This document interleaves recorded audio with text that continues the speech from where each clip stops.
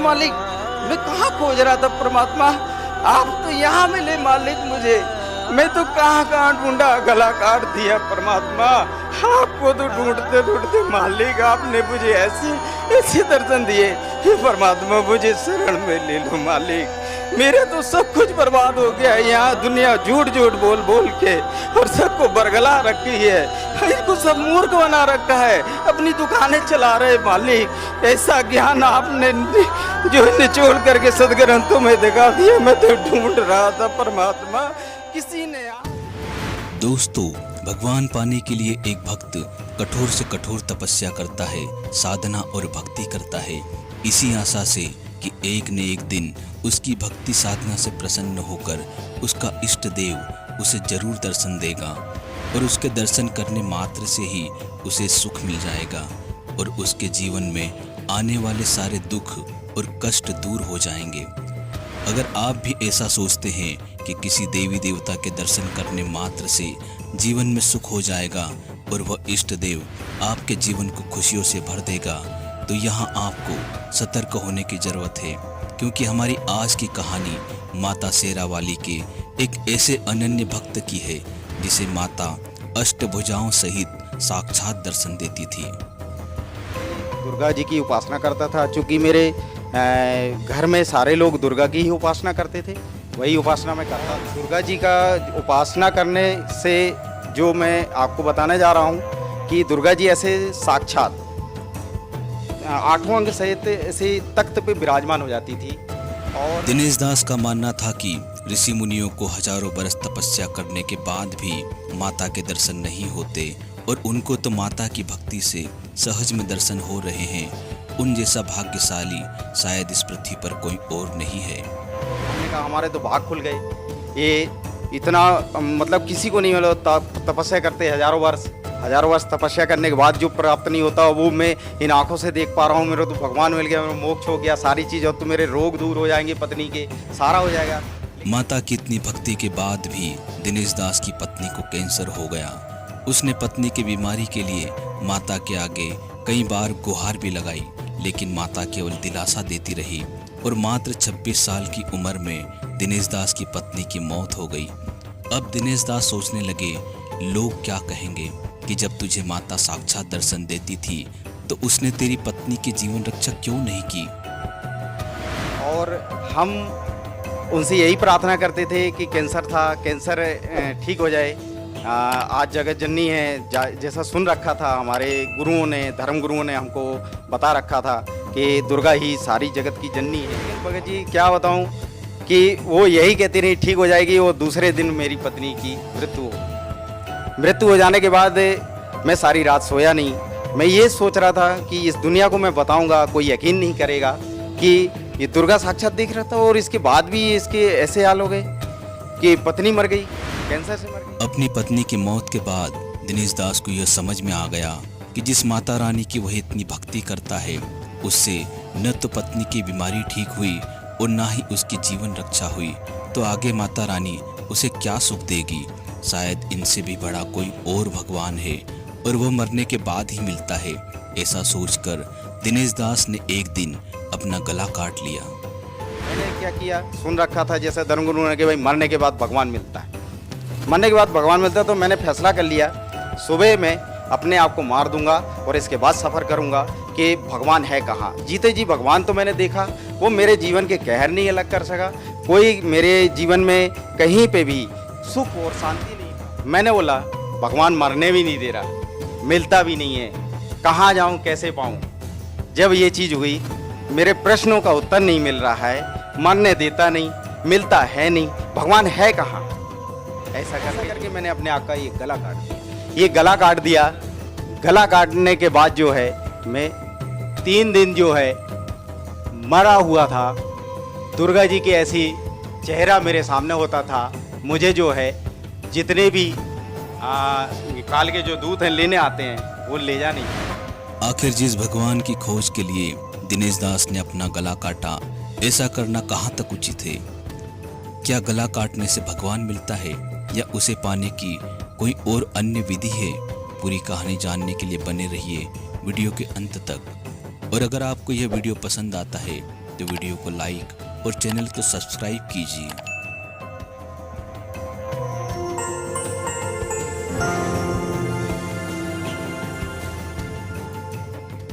Sir नमस्कार। नमस्कार sir. Sir क्या नाम है आपका? दिनेश विश्वकर्मा नाम है मेरा। दिनेश जी कहाँ से आए हैं आप? मैं ग्राम सुंदरपुर जबलपुर से हूँ, एमपी। अच्छा दिनेश जी, आप एक बात बताइए, संत रामपाल जी महाराज से कब जुड़े आप?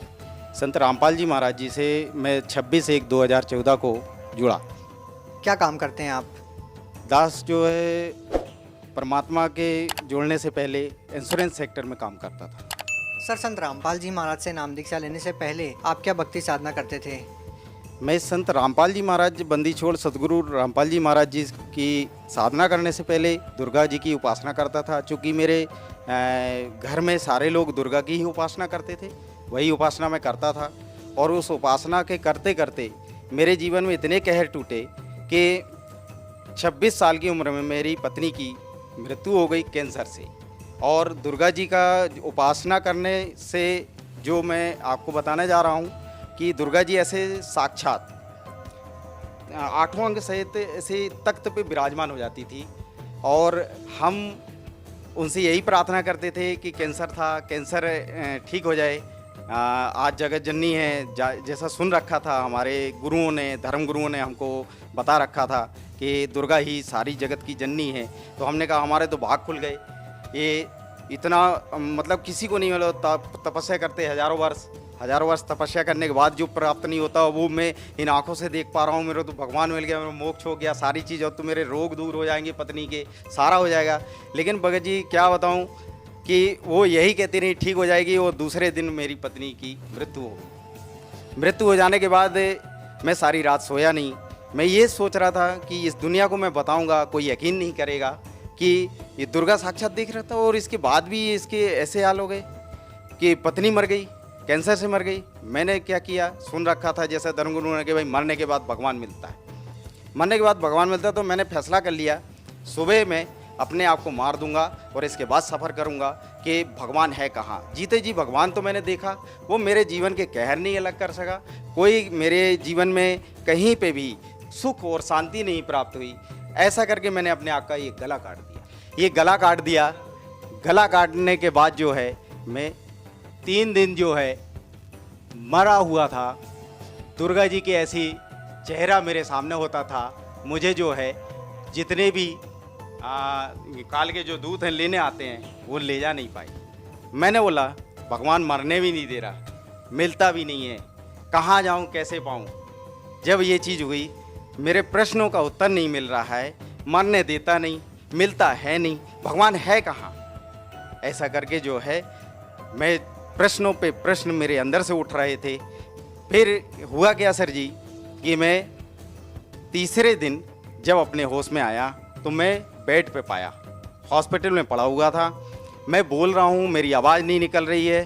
तो मैं इशारा किया कि मेरी आवाज़ क्यों नहीं सुन रहे। कोई सुनने वाला नहीं, सब देख रहे हैं। एकदम से उन्होंने देखा, अरे इसको होश आ गया, होश आ गया, ठीक है। इसके बाद क्या हुआ, मैंने सोचा कि यार जब इनको सुनाई ही नहीं दे रहा, अच्छा रहा, कौन कितने सवाल पूछते, क्यों तूने गला काट लिया, क्यों ये कर लिया।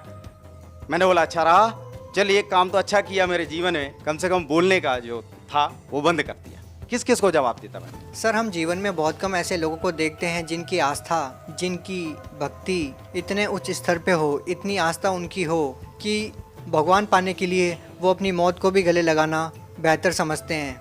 आपने भगवान प्राप्ति के लिए, भगवान दर्शन के लिए अपना गला काट दिया।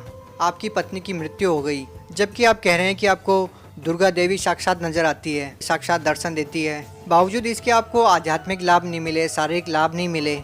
सर आप क्या कारण मानते हैं कि आपको शारीरिक लाभ नहीं मिले, आध्यात्मिक लाभ नहीं मिले, जबकि हम देखते हैं कि आज के समय में बहुत कम ऐसे लोग होंगे जो आपकी तरह आस्था रखते होंगे। बहुत कम लोग ऐसे होंगे जो अपने जीवन को दांव पर लगा सकते हैं भगवान प्राप्त करने के लिए। सर क्या कहना चाहेंगे, आखिर आपको आध्यात्मिक शारीरिक लाभ क्यों नहीं मिले? सर इसमें ये है, जो आज तक हमारे धर्मगुरुओं ने जैसा हमें ज्ञान दिया, शास्त्र के विरुद्ध ज्ञान दिया और उसकी जानकारी दी, उसी पद्धति को हमने जीवन में सुना, आचरण में लिया, उसको करते रहे। उसको करने के बाद परमात्मा कहते हैं, बंदी छोड़ सतगुरु रामपाल जी महाराज अपनी वाणी में कहते हैं कि भाई जो तीन देव की करते भक्ति उनकी कभी ना होवे मुक्ति। परमात्मा अपनी वाणी में फिर कहते हैं कि माई मसाणी शेर शीतला भैरव भूत हनुमंत, जो इनको पूजता है हम कोसों इनसे दूर होते हैं। परमात्मा अपनी वाणी में कहते हैं। हमको ये बात मालूम नहीं थी, क्योंकि हमको सच्चा ज्ञान देने वाला कोई गुरु आज तक नहीं मिला। क्या आप ये कह सकते हैं कि संत रामपाल जी महाराज की शरण में जाने के बाद आपकी वो खोज पूरी हुई? बिल्कुल, मैं ये आपको बहुत बढ़िया बात बताता हूँ। मेरे जब ये प्रश्नों का हल नहीं हुआ कि भगवान ये नहीं है तो वो परमात्मा है कौन, कहाँ है, कैसे मिलेगा, मैं इस खोज में जब चला तो मेरे माइंड में एक बात आई कि जो सारे जितने चैनल्स हैं कहीं ना कहीं कोई तो गुरु होगा जो इस संसार के विषय में, इस भगवान के विषय में जानकारी दे रहा होगा। ये प्रेरणा हुई मेरे अंदर ऑटोमेटिक, पता नहीं क्यों।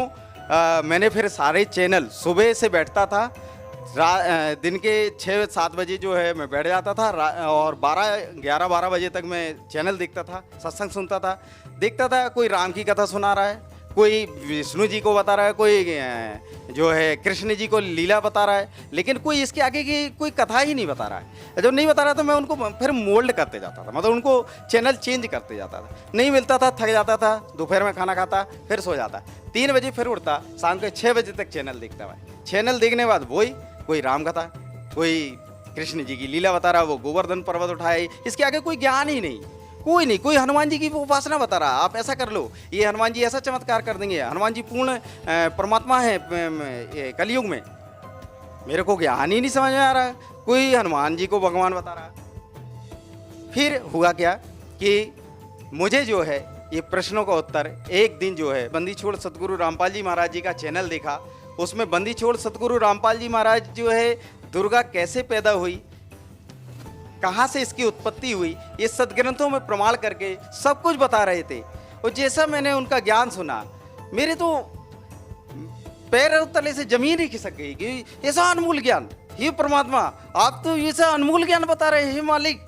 मैं कहाँ खोज रहा था परमात्मा, आप तो यहाँ मिले मालिक मुझे। मैं तो कहाँ ढूंढा, गला काट दिया परमात्मा। आपको तो ढूंढते ढूंढते मालिक आपने मुझे ऐसे दर्शन दिए।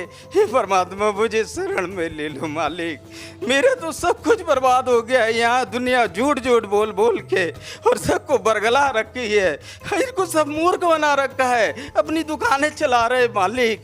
ऐसा ज्ञान आपने जो निचोड़ करके सदग्रंथों में दिखा दिया। मैं तो ढूंढ रहा था परमात्मा, किसी ने आज तक, मैं बताऊं आपसे सर जी, किसी ने आज तक सदग्रंथों को खोल के नहीं दिखाया कि देवी भगवत गीता में क्या लिखा है, गीता में क्या लिखा है, वेदों में क्या लिखा है, कुरान शरीफ में क्या लिखा है, पवित्र गुरु ग्रंथ में क्या लिखा है, पवित्र बाइबल में क्या लिखा है। गुरु ग्रंथ में भी परमात्मा का नाम लिखा है। 721 वाणी में भगवान अपनी वाणी में कहते हैं, एक अर्ज गुप्तम पेश तू कौन करतार, हक्का कबीर करीन तू बेअब परवरदिगार। वो मालिक का नाम बता रहे गुरु ग्रंथ साहिब में। सर आपकी बातों को सुनकर निसंदेह हर कोई विश्वास कर सकता है कि आपको संत रामपाल जी महाराज से नाम दीक्षा लेने के बाद परमात्म तत्व का ज्ञान हुआ। परमात्मा कौन है, कहाँ है, कैसे हैं। हम आपसे ये पूछना चाहते हैं कि संत रामपाल जी महाराज से नाम दीक्षा लेने के बाद आपको क्या लाभ मिले?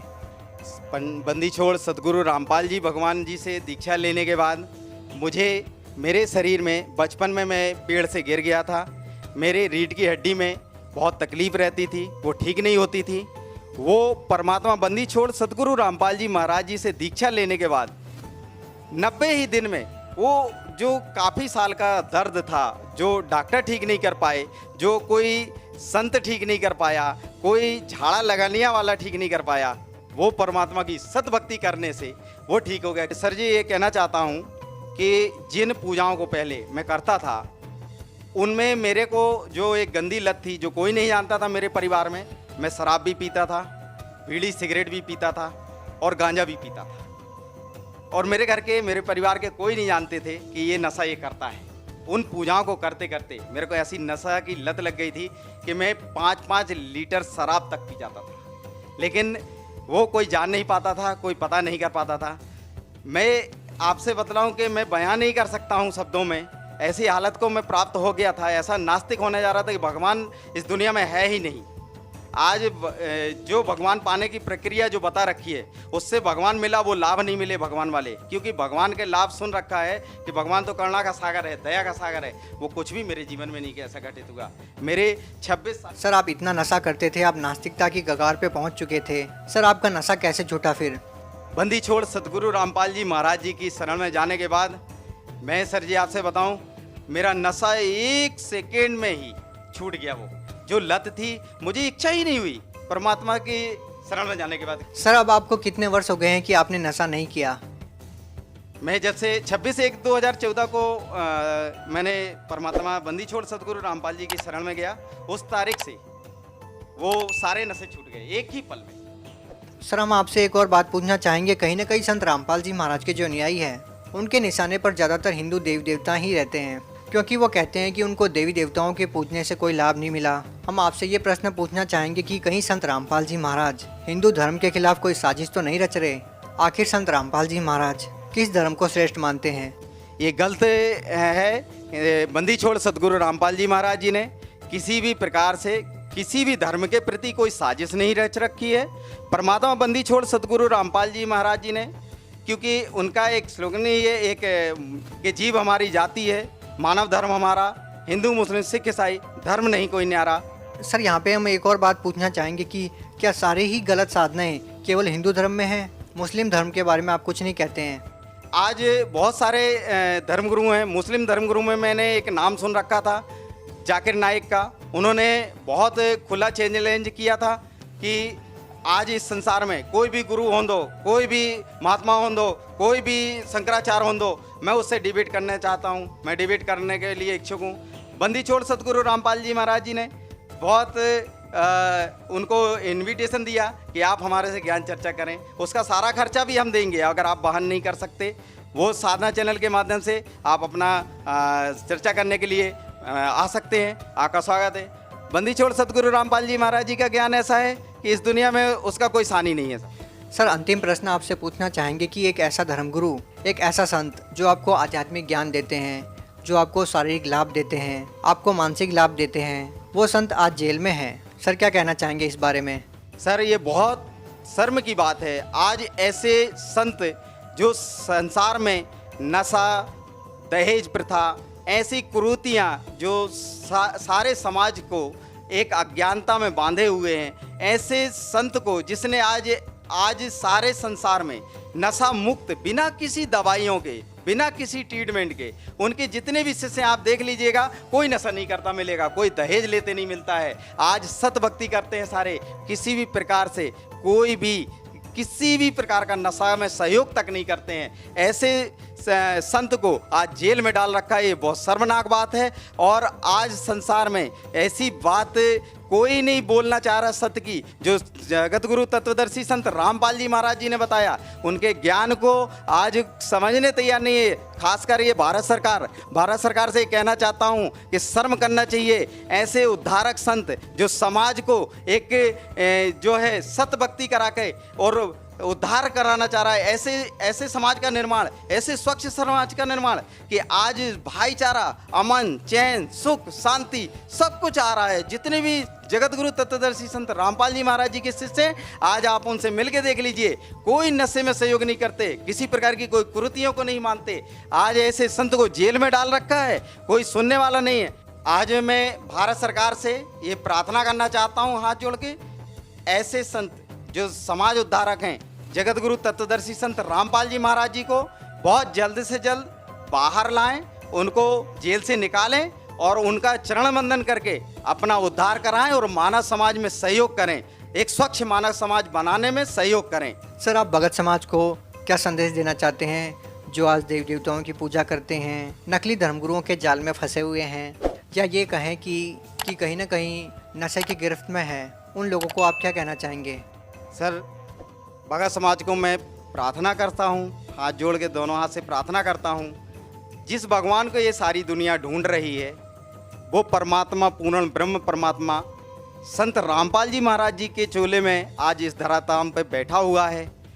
सभी भक्त समाज और जबलपुर MP से, जैसा मैंने बताया, मैं ग्राम सुंदरपुर से हूँ, उससे ग्राम सुंदरपुर से लगे हुए 10 गांव हैं, उन सभी भोली पुण्य आत्माओं से मैं प्रार्थना करना चाहता हूँ, एक बार संत रामपाल जी महाराज जी के मंगल प्रवचनों को सुने, उस ज्ञान को सुने और संत रामपाल जी महाराज जी से बहुत जल्द से जल्द दीक्षा लेकर के अपने जीवन का कल्याण कराएं और मोक्ष प्राप्त करें। जी धन्यवाद। सत साई।